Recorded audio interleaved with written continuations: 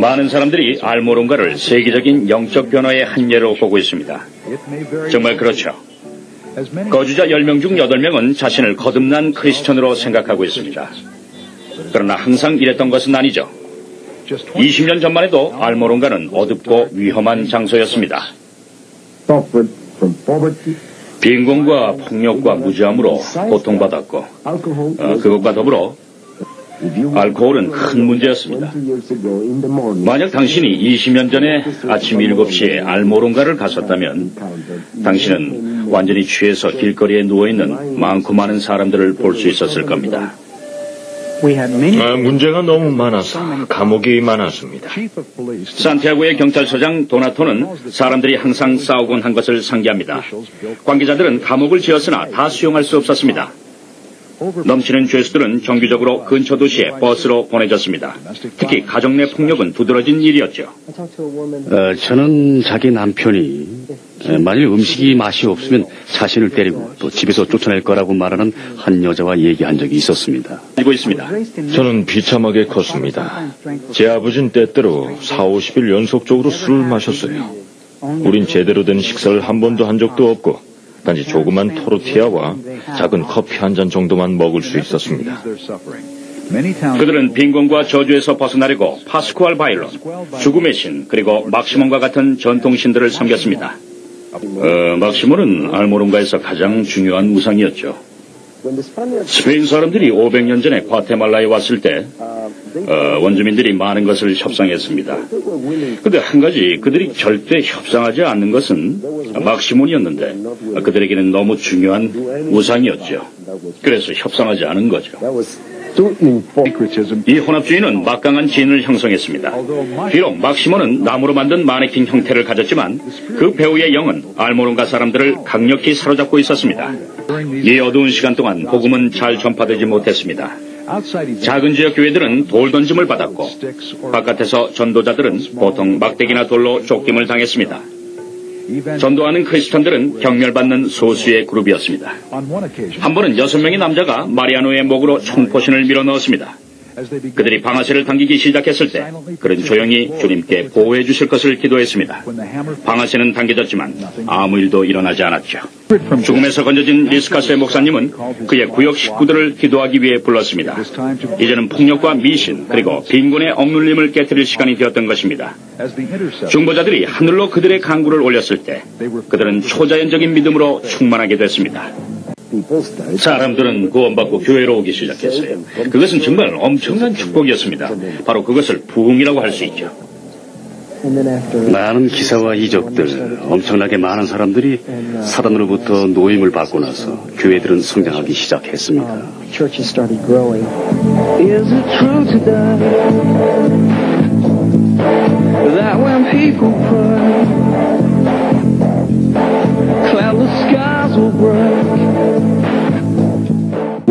테레자라는 여자에게 아주 극적인 치유의 역사가 일어났습니다. 어설픈 의료 처리 결과로 궤조가 시작됐습니다. 그녀의 내장이 말 그대로 썩어가고 있었죠. 전 많은 고통 가운데 있었어요. 너무 아파서 걸을 수도 없었고요. 내 몸 전체가 마비돼 먹을 수도 말할 수도 없었죠. 그들은 제게 장례를 준비하라고 전화를 했습니다. 근데 그곳을 가는 도중에 주님은 저에게 그녀를 위해 기도하라고 말씀하셨습니다. 그래서 저는 그녀의 침대 밑에 가서 예수의 이름으로 일어나라고 했습니다. 그녀는 몸의 모든 병이 사라지면서 즉시로 일어났습니다. 그 기적을 본 이후 저희 어머님과 모든 형제자매들이 예수님을 믿게 됐습니다. 그런 극적인 간증들로 인해 수백 명이 그리스도께 삶을 드리기 시작했습니다. 사람들은 복음이 삶을 바꾸는 것을 보고 주목하기 시작했습니다. 사람들은 개개인의 삶의 변화들을 목격했기 때문에 복음에 점점 더 매혹되기 시작을 했죠. 하지만 성령님의 임재는 교회 성장 하나로만 측정되지 않습니다. 알모론가의 번잡한 상업지구를 지나가다 보면 부흥이 가져온 사회적인 변화의 영향을 알게 되죠. 알모론가는 한때 36개나 되는 술집으로 가득한 곳이었는데 지금은 3개만 남아있습니다. 그리고 술 마시는 것이 그치니까 폭력도 멎었습니다. 20년간 그 마을의 범죄율은 점차적으로 감소되었죠. 알모론가의 4개의 감옥이 문을 닫았습니다. 새로 개조된 빌딩은 지금은 명예의 전당이라고 불리워집니다. 마을의 농사 자체도 생명력을 가지게 됐습니다. 몇 년 동안 알모론가 주변의 수확은 건조한 기후와 게으름으로 형편없었습니다. 그런데 사람들이 하나님께로 돌아왔을 때 그들의 땅에서도 놀라운 변화가 일어났습니다. 알모론가는 비옥한 골짜기가 됐습니다. 땅이 매우 비옥하고 너무너무 좋아서 최상의 야채를 생산해내고 있어요. 1년에 3번이나 추수를 합니다. 그 야채들을 과테말라, 또 멕시코 남부와 엘살바도르에 수출하고 있죠.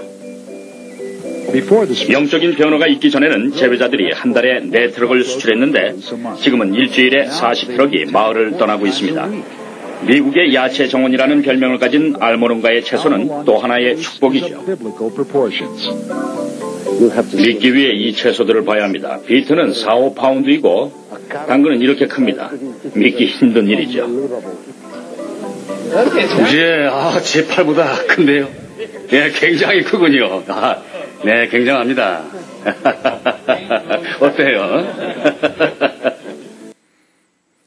할렐루야. 저런 당근 참 멋지네요.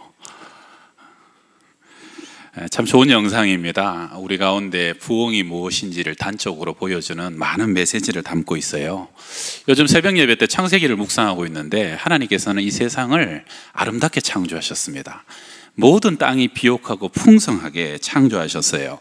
저녁마다 동산을 거니시는 하나님과 함께 아담과 하와는 교제하였고요, 깊은 친밀함 속에 있었습니다.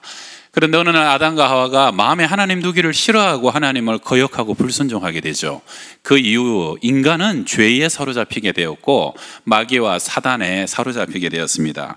그와 함께 사람이 저주를 받고 땅이 저주를 받게 됩니다. 가시와 엉겅퀴를 생산하게 됐죠. 사람은 땀에 수고하고 이마에 땀을 흘려야만 생계를 유지할 수 있는 환경이 되었다는 겁니다. 오늘 우리가 본 영상에서도 과테말라 알모론가라는 도시의 영상입니다. 오랫동안 막시몬이라는 우상과 여러 우상들을 섬겼습니다. 그 결과 어떻게 됐습니까? 감옥에는 사람이 넘쳐날 정도로 그렇게 죄가 풍성했고 가정은 폭력들로 고통당하게 되었습니다.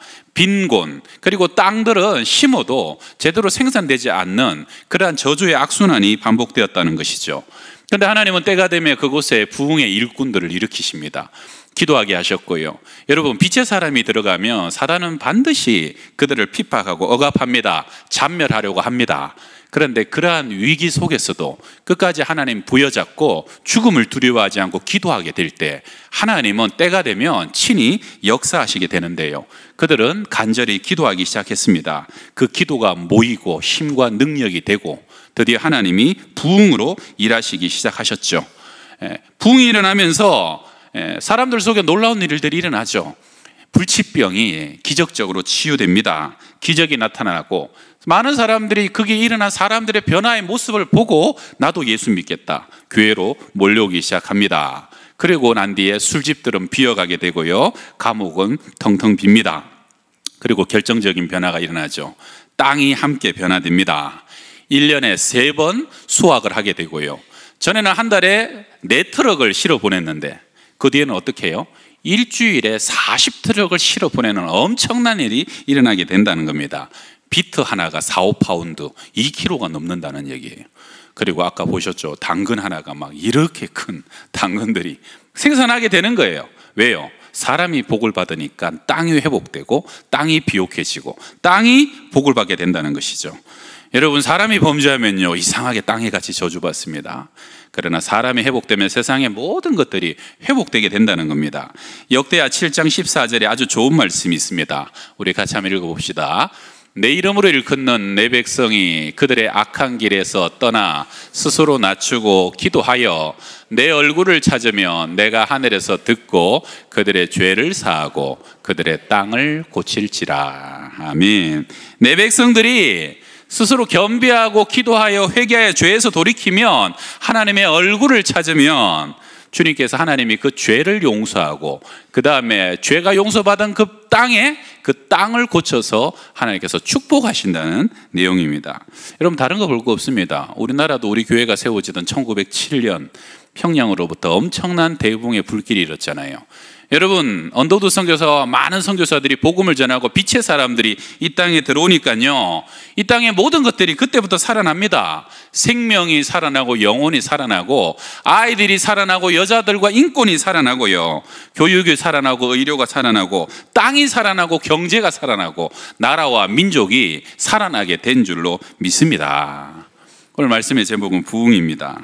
칼빈은 부흥을 말하기를 하나님을 향한 회심이다라고 얘기했죠. 회복되는 거, 갱신되는 거.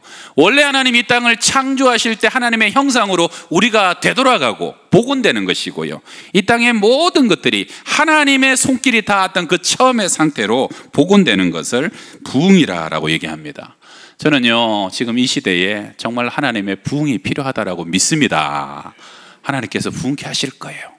그 부흥 안에 우리 양평동 교회가 있기를 바라고요, 또한 우리의 자녀들이 그 부흥의 한가운데 있기를 간절히 축원합니다. 세 가지로 말씀 전합니다. 한번 따라합시다. 첫 번째, 위기가 기도의 기회가 될 때. 위기 속에서 기도하고 하나님께 간절히 구하여 그 기도가 쌓여서 하나님의 기회의 때에 부흥이 임하게 된다는 겁니다. 여러분, 코로나19 공식적인 이름이더만요, 위력이 엄청납니다. 눈에도 안 보이는 그 작은 바이러스가 얼마나 강력한지 온 나라와 세계가 경제가 마비 상태입니다. 우리나라도 얼마 전에 확진자가 다녀가던 바람에 하루에 100억 매출 나가던 백화점이 며칠 문을 닫았잖아요. 식당에 가보셨어요? 텅텅 비었습니다. 놀이동산 10,000원 하는데 사람이 안 와요. 제 친구 하나가 제주도로 와서 지난주에 갔다 왔는데 비행기 값이 3,000원이랍니다. 그런데도 비행기를 타지 않아요. 왜요? 여러분, 전염병이 그만큼 무섭다는 거예요. 성경에서는요, 이 죄를 연병이라고 얘기합니다. 그래서 하나님은 이스라엘 백성들이 가나안 땅에 들어갈 때 7족속, 그들의 죄와 그들의 우상 숭배가 혹시나 거룩한 백성에게 전염되지 않도록 철저하게 진멸해라, 너무너무 잔인하다 하시는 만큼 철저하게 죄를 불태우고 완전히 진멸하라고 얘기하셨습니다. 왜요? 놔두면 그 모든 것들이 우리의 어린아이와 우리의 자녀들과 우리의 영혼들도 다 병들게 죽인다는 것이에요. 우리가 함께 멸망당하게 된다는 것입니다. 여러분, 코로나에 걸리면 사람 격리시키잖아요.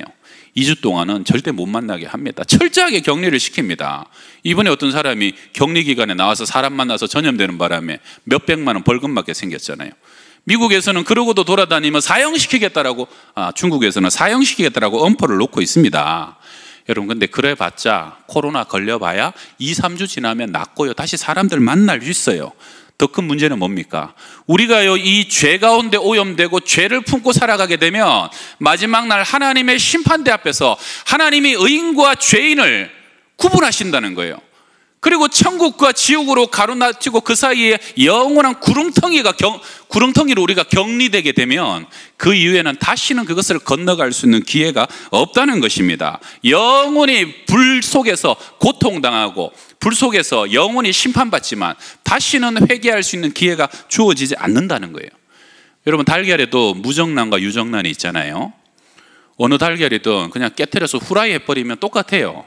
그런데요, 어미닭이 그 알을 품기 시작하면 완전히 다릅니다. 유정란은 품게 되면 그것이 나중에는 생명이 되고 뿅아리가 탄생하는 거예요. 그런데 무정란은 어떻게 돼요? 품으면 품을수록 썩어서 냄새나 악취가 나는 것이죠. 여러분, 우리 주님께서요, 언젠가 이 땅에 오셔서 온 세상과 모든 인생을 품으실 때가 옵니다. 주님이 덮어버릴 날이 온다는 거예요. 그때 어떻게 됩니까? 내 안에 예수 생명이 없는 사람은 그때 영원히 썩는 거예요. 영원히 불기둥과 불 속에서 고통당하는 것이 우리의 장차의 인생이라는 거예요. 지금은 여러분, 잘난 사람이 좋은 것 같고 돈 많은 사람이 좋은 것 같고 많이 배우고 출세한 사람이 좋은 것 같아도 언젠가 이 땅 마지막 날 주님이 오셨을 때, 주님이 이 세상, 온 세상을 덮으셨을 때, 그때는 영원한 구렁텅이 속에서 다시는 우리가 돌이킬 수 없는 영원한 형벌과 진노가 임하게 된다는 것이에요. 여러분, 우리 이번에 코로나 바이러스를 통해서 어떠한 많은 생각을 하셨습니까? 그러한 영적인 깨달음이 우리 속에 있으시기를 바랍니다. 저는 2005년도에 허리 수술을 받은 적이 있었습니다. 제가 그때 좀 젊었더라 수술 안 하려고 버텼는데 너무 안 좋아서 어쩔 수 없이 좋은 선생님께 수술을 받으려 보니까 막 힘들어서 걷지도 못하는데 한 2달을 기다렸어요. 그리고 수술하고 난 뒤에도 1달 정도 거의 누워 지냈는데, 그러면서도 그 와중에 이제 선교를 가야 돼서 중국을 갔더니 중국 선교사님이 제가 아프다는 것도 몰라요. 첫날 새벽에 나와셔서 설교를 하시면서 무슨 얘기를 하냐면, 하나님이 왜 그렇게 때때로 우리를 들어 눕혀가지고 꼼짝도 못하게 하는 줄 아느냐, 그런 설교를 하면서 하늘 좀 바라보라고, 앞만 보고 달려가지 말고 하늘 좀 바라보라고 그러시는 겁니다. 그런 설교를 하는 거예요. 그래서 제가 야, 진짜 하나님이 하늘 좀 바라보고 하나님 의지하라고, 기도하라고 그러시는구나. 여러분, 우리가 너무 바쁘고 너무 분주했잖아요. 저는 오히려 모든 행사들이 취소되고 가족과 함께 집에만 있게 되는 이때 우리가 하나님 의지하길 바랍니다.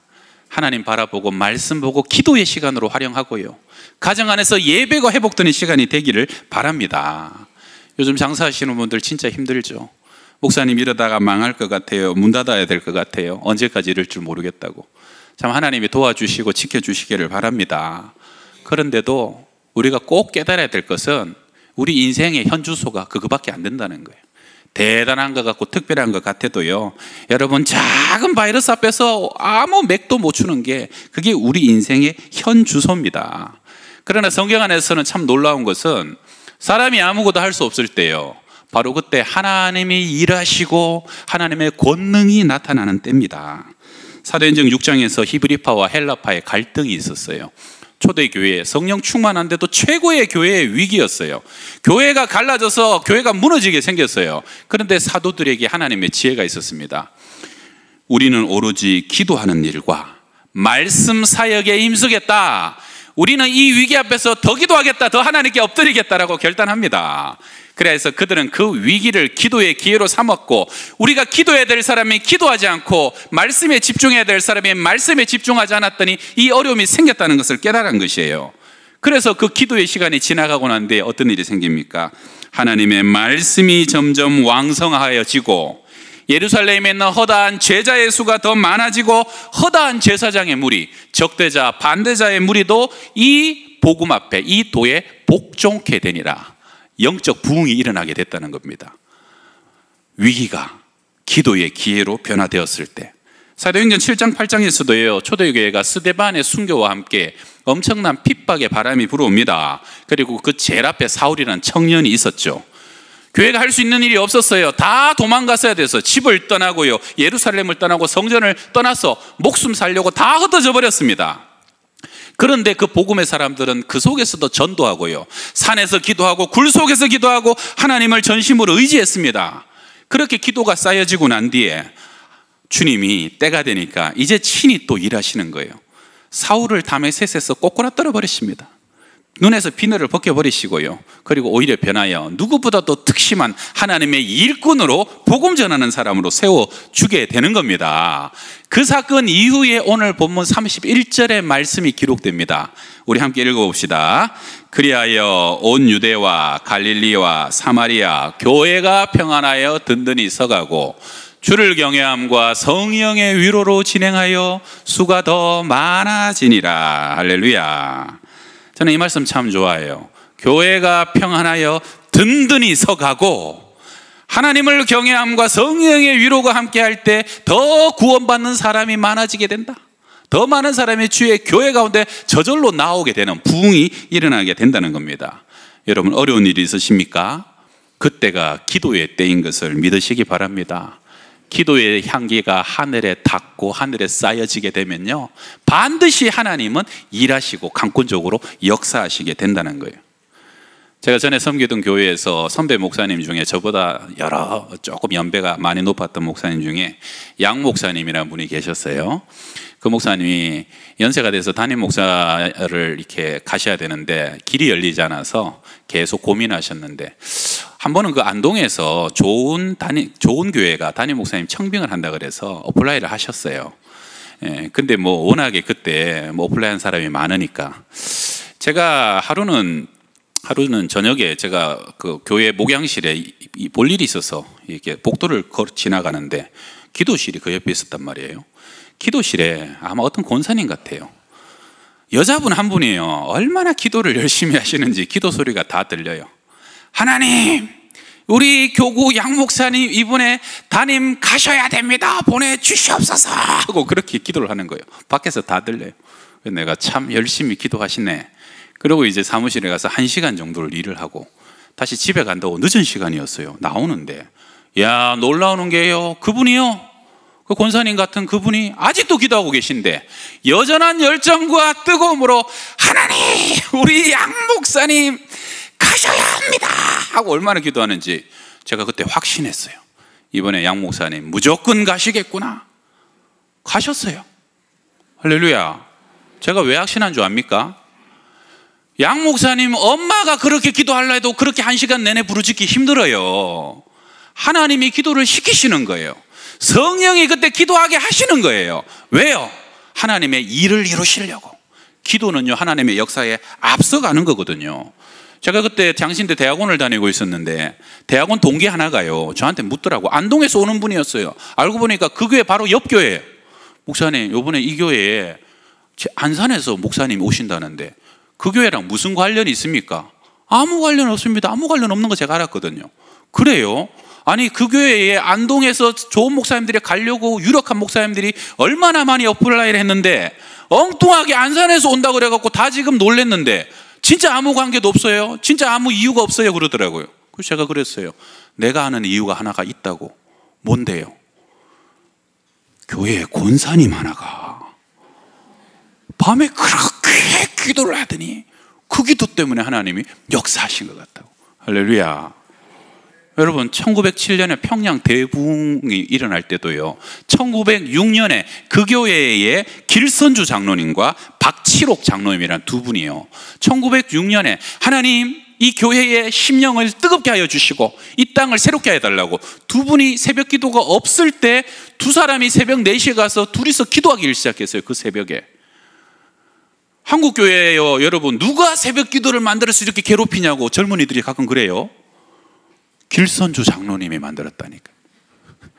근데 그 두 분이에요, 기도하는데 하나님이 얼마나 기뻐하시고 은혜를 주시는지 나중에 공식적인 기도회가 없는데도 300~400명이 모여서 기도를 하는 거예요. 새벽에 막 이 사람 저 사람 나와갖고 나중에 당회에서 우리 새벽 기도합시다 결의해갖고 그때부터 새벽 기도가 공식적으로 시작돼갖고 그게 대한민국에 다 퍼져가게 된 겁니다.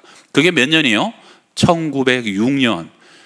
평양 대부운동의 바로 1년 뒤에 1907년 1월에 그리고 1월 14일에 빵 하고 터지면서 엄청난 불결이 이 한반도를 다 덮어버렸던 겁니다.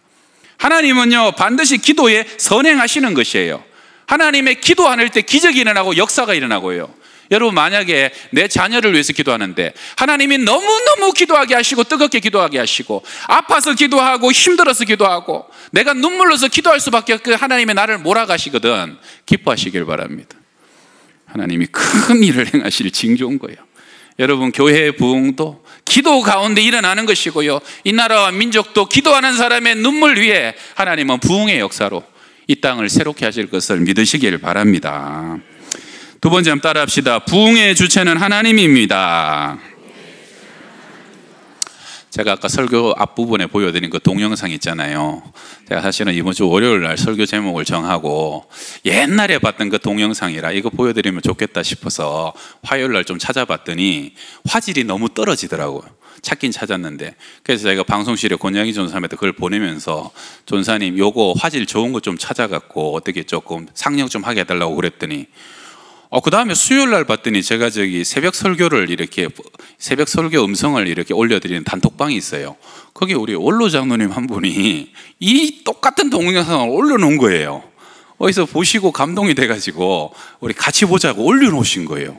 그래서 제가 참 우연도 다 있네. 나는 어제 찾아갖고 좀 해놨더니 우리 수요일 날은 장로님이 이게 새벽마다 기도하시는 장로님이라 신령해가지고 하나님이 저한테 말씀하시고 장로님께도 부흥 영상을 함께 보여줘라 그러셨는 것 같아요. 그래갖고 제가 하나님이 우리 교인들이 꼭 이걸 보기를 원하는 영상이겠구나. 여러분, 아까 많은 감동과 은혜가 있지 않았습니까? 하나님이 우리 가운데도 그러한 역사를 행하게 되실 줄로 믿습니다. 사람들은 어렵고 힘든데 지금이 어느 때인데 그런 얘기예요. 여러분, 이스라엘 백성들이 요단강 건너갈 때 요단강의 물이 제일 창이라고 제일 차고 넘칠 때 하나님이 지금이다, 이때라, 지금 건너라라고 말씀하셨어요. 그게 하나님의 일하시는 방법입니다. 여러분, 하나님은요, 하나님이 주도하시면 아무리 어려워도 다 되는 것을 믿으시기 바랍니다. 사람의 생각이 주인 되지 말고, 사람의 계산이 주인 되지 말고, 사람의 경험이 주인 되지 말고, 하나님이 주인 되셔서 하나님이 주체가 되시면 그 속에서는 하나님의 못하실 것이 없는 것이 하나님의 능력이라는 것이죠. 그래서 우리는요, 하나님의 뜻이 확실하면 그때서 순종하고 나아가면 책임은 하나님이 지시는 것이에요. 구약 왕조의 역사에서 보게 되면 요시아 왕 때 큰 영적 부흥이 일어나게 됩니다. 열왕기하 23장 25절, 요시아와 같이 마음을 다하며 뜻을 다하며 힘을 다하여 모세의 모든 율법을 따라 여호와께로 돌이킨 왕은 요시아 전에도 없었고 후에도 그와 같은 자가 없었느니라. 마음과 뜻과 힘을 다하여 하나님께 돌이키고 회복되었다, 복원되었다, 부흥케 되었다는 것이에요. 전무후무한 부흥이 있었다라고 기록합니다. 그런데 그것이 어디서 시작됐느냐? 24절이에요. 요시아가 또 유다 땅과 예루살렘에 보이는 신접한 자와 점쟁이와 드라빈과 우상과 모든 가증한 것을 다 제거하였으니 이는 대제사장 hil기야가 여호와의 성전에서 발견한 책에 기록된 율법의 말씀을 이루려 함이라. 무당들, 점쟁이들, 우상들 다 제거하고 다 깨뜨려 버렸어요. 여기 어디서 그렇게 됐느냐? 성전 수리하다가 율법책 하나님의 말씀을 발견했거든요. 요시아가 그 말씀을 읽으니까 지금 나와 백성들이 하나님의 뜻에서 너무 멀어져 있는 거예요. 그래서 옷을 찢으면서 회개하면서 말씀으로 돌아가자라고 외치고 달려갔을 때 하나님이 그것을 기뻐하시면서 그 땅에 전무후무한 부흥의 역사를 부어 주셨다는 것입니다. 여러분, 부흥은요, 일시적인 부흥이 아니에요. 분명한 목적과 이유가 있습니다. 하나님이 당신의 뜻을 세우기 위하여 부흥으로 역사하신다는 것이에요. 이것은 갑작스러워 보이지만 하나님의 분명한 섭리와 있고 경륜이 있습니다. 교회가 평안하여 든든히 서가고 교회가 든든히 세우는 것도 하나님이 세우는 것이에요. 내가 이 반석 위에 내 교회를 세운다. 하나님께서 이 반석의 신앙 고백 위에 하나님의 교회를 주님이 친히 세워가시는 것, 그것이 바로 하나님의 역사라는 겁니다. 왜요? 당신의 이름의 영광을 위하여 아버지의 이름이 이 땅 가운데서 다시 거룩히 여김을 받으시기 원하여서 하나님이 이 땅 가운데 친히 일하신다는 겁니다. 여러분, 그래서 우리는요, 금년에 정말 하나님이 이 교회의 주인 되시기를 원하고, 하나님, 우리가 어떤 경험이나 어떤 인간적인 생각과 계산이 아니라 하나님이 기뻐하시면 우리는 순종하고 함께 믿음으로 달려갈 수 있는 그러한 교회, 부흥되는 교회가 될 줄로 믿습니다. 우리 세 번째 한번 따라 합시다. 성령의 위로로 진행하여 수가 더 많아지니라. 우리 교단에 원로 목사님이 한 분 계신데 그분이 요즘 그 본인의 그 기도원화의 새벽 칼럼에 어떤 글을 쓰셨는데 그게 요즘 SNS를 통해서 많이 퍼져갑니다. 뭐 이런 얘기예요. 중국 우한의 폐렴이 하나님의 어떤 심판과 진노다 하는 논지입니다. 내용은 간단하게 이야기하면 중국 정부가 최근에 엄청난 기독교 박해를 했다는 거죠. 특별히 그것을 조직적으로 박해하기 위해서 우한에 중국 정부가 시범지역으로 거기를 선정해가지고 어느 것보다 강력하게 교회를 거기에 박해했다. 포크레인으로 교회에 밀어버리고 종탑들 불태워버리고 선교사들은 다 추방하고 현지 교회 지도자들은 옥에 가두고 성경 불태우고 교회에 CCTV 설치하고 교회당 안에 시진핑 초상화 내걸기까지 했다. 그리고 그때 교회 철거반 반장이 첫 우한 폐렴의 희생자가 됐다. 뭐 그런 글이었어요. 그래서 이게 믿는 사람들이 많이 돌아다니더라고요. 그래서 제가 그게 진짜 맞는 얘기인가 봤더니 맞는 얘기도 있는데 그 철거반 반장이 첫 희생자가 아니라 고위 관리직 중에서는 그 사람이 첫 희생자다. 뭐 그러면서 조금 수정된 게 나왔더라고요. 저도 사실 이번에 개인적으로 기도하는 건 있습니다. 하나님, 이번 일로 통해서 복음의 진보가 나타나게 하시고, 사실 중국이 굉장히 최근에 몇 년 동안 정말 기독교 핍박 많이 했거든요. 그래서 그것이 돌이켜지고 공산정권도 무너지고 좀 그 땅에 교회가 세워지길, 다시 회복되길 간절히 바라는 마음은 있어요.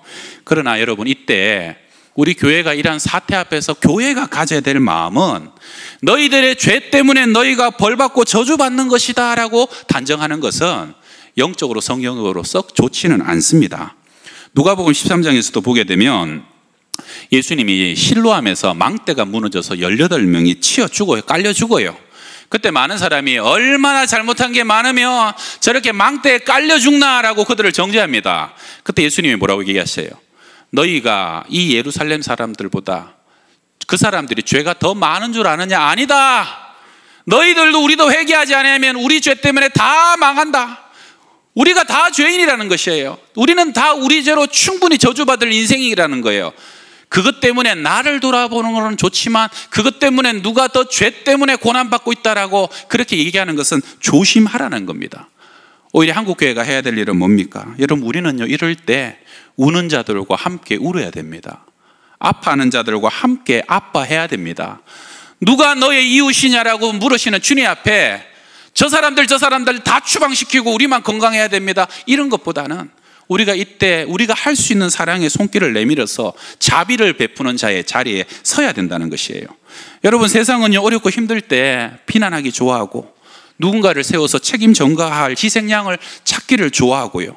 그게 세상입니다. 그러나 교회는 어려울 때수록 위로의 도구가 되고 통로가 돼야 됩니다. 사울이 회심했잖아요. 그가 완전히 변화됐잖아요. 근데 사람들이 믿어주질 않아요. 아무도 그를 받아주지 않아요. 그때 누가 났습니까? 바나바, 위로의 아들 바나바가 났습니다. 바나바는 마음이 착한 사람이고 따뜻한 사람이고 위로가 가득한 사람이었어요. 바나바가 안디옥 가게 되면 바나바 때문에 많은 사람이 안디옥 교회에 몰려드는 거예요. 여러분, 세상은요, 위로를 찾고 위로를 구하고 있습니다. 세상 사람들은 쉴 곳이 없어요. 그래서 이 하나님의 교회는 열려야 되고 마음이 따뜻해야 되고요, 누구라도 나오라라고 품어줄 수 있는 바로 그 위로가 있는 곳에 하나님은 더 많은 사람들이 찾아가게 만드신다는 것이에요. 여러분, 우리는 다 불쌍한 사람들입니다. 옆에 사람들 한번 쳐다보세요. 불쌍해요? 우리 청년들 취업 못해서 너무 불쌍하고, 우리 연로하신 부모님들 너무 고생했는데 불쌍하고, 애도 불쌍하고, 우리 성가대 불쌍해요? 네. 제가 시골 농촌 봉사 오래전에 갔을 때 할머니가 너무 착한 분이 계셔서 며칠 전도하러 갔다가 나중에 할머니 예수 믿고 천국 갑시다, 교회 갑시다 그랬더니 그 할머니가 뭐라 그러냐면, 내가 염치가 있어야지.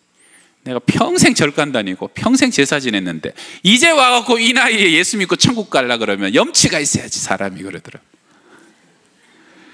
그게 세상 사람입니다. 내가 심은 대로 거둬야 된다라고 철떡같이 믿는 거예요.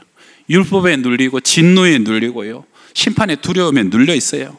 그래서 회복에 먼저 필요한 것은 위로입니다. 이사야 66장인데 39장까지 심판과 진노입니다. 하나님의 형벌이에요. 그런데요, 40장에서 하나님이 드디어 회복을 선언하시는데 그 회복 선언의 40장 1절에 처음 나오는 말씀이 뭡니까? 너희 하나님이 가라사대 너희는 위로하라, 내 백성을 위로하라. 너 먼저 회개해봐라, 그럼 위로해 줄게. 그거 아닙니다. 여러분 먼저 위로해 주세요. 위로받지 못한 심령은 회개 못합니다. 위로하고 수용받고요, 용납받으면요, 그때 회개가 흘러나와요. 탕자가요, 차마 아버지 집에 갈 수 없어서 내가 빌어먹더라도 종으로라도 그 집에 갔더니 아버지가 어떡합니까? 맨발로 달려나와서 그 품에 품어주시면서 그 아들을 위로해 주잖아요.